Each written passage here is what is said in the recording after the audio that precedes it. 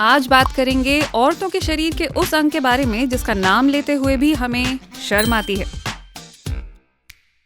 हमने भी आपको बस स्क्रीन पर दिखा दिया, बोला नहीं, क्योंकि बोलेंगे तो शायद आपको हेडफोन्स लगाने पड़ जाएंगे।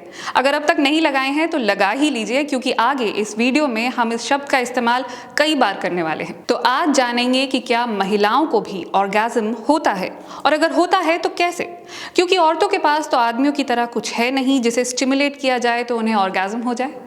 है, बिल्कुल है, और इसी का नाम है क्लिटोरिस।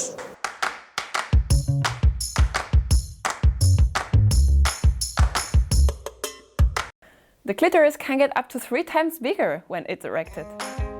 ये हैं गायनेकोलॉजिस्ट वाल्स परेज, जो आज हमें क्लिटोरिस के बारे में समझाने वाली हैं।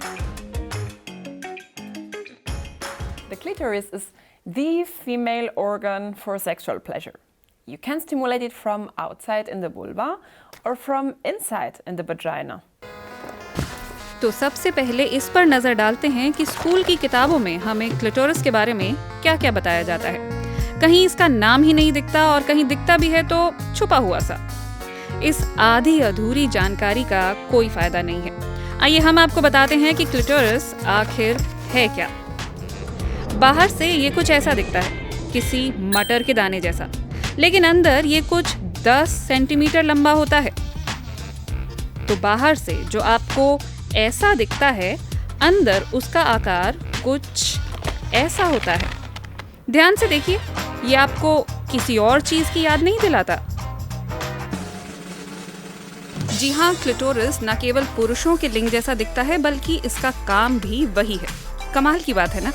इनका न केवल आकार एक जैसा है, बल्कि हिस्से भी हूबहू वही हैं। और तो और ठीक पुरुषों की तरह महिलाएं भी इजैक्युलेट करती हैं, और ठीक पुरुषों की ही तरह महिलाएं भी बिना पेनिट्रेशन के ऑर्गेज़म तक पहुंच सकती हैं, क्योंकि ऑर्गेज़म क्लिटोरिस से होता है, वजाइना से नहीं। और अब जब बात औरतों के ऑर्गेज़म की हो ही रही है, तो जी स्पॉट को भी खोज ही लेते हैं, जिसे आदमी ज़मानों से ढूंढने में लगे हैं, लेकिन ये किसी को भी नहीं मिल रहा। जी स्पॉट गूगल पर सबसे ज़्यादा सर्च किए जाने वाले शब्दों में से एक है, और इतना सर्च करने के बाद भी किसी को ये मिल ही नहीं रहा है। तो प्लीज़ सर्च करना बंद कर दीजिए, हम आपको बता देते हैं कि जी स्पॉट कहाँ है। सुनिए। It just doesn't exist. जी हाँ, जी स्पॉट होता ही नहीं है, इसीलिए तो आपको मिल नहीं रहा है। जी स्पॉट बहुत पीछे कहीं छिपा हुआ है, डीप पेनिट्रेशन से आप वहाँ तक पहुँच जाएंगे। इस तरह की ऊल जलूल बातों पर भरोसा करना बंद कर दीजिए। कभी आपने सोचा है कि जी स्पॉट में ये जी है क्या? 80 के दशक में जर्मनी में एक डॉक्टर हुआ करते थे, एर्नस्ट ग्रेफेनबर्ग। इन्होंने वेजाइना के अंदर एक जोन की खोज की और अपने नाम पर इसका नाम रख दिया ग्रेफेनबर्ग जोन। लोगों ने इसे छोटा करके बना दिया जी जोन। इस जोन के अंदर उन्होंने बात की एक ऐसे स्पॉट की जिसे स्टिमुलेट किया जाए तो औरत को ऑर्गेज़म हो सकता है। अपने नाम पर इन्होंने उसका भी नाम रखा, ग्रेफेनबर्ग स्पॉट, यानी जी स्पॉट। अब डॉक्टर साहब ने थ्योरी तो दे दी और इस पर खूब हल्ला भी मच गया, लेकिन वो इसे कभी ठीक से साबित नहीं कर पाए। इसके बाद 3 दशक तक गायनेकोलॉजिस्ट के लिए ये पहेली बनी रही कि ग्रेफेनबर्ग आखिर किस स्पॉट की बात करके गए हैं। आखिरकार इस थ्योरी को रद्द कर दिया गया।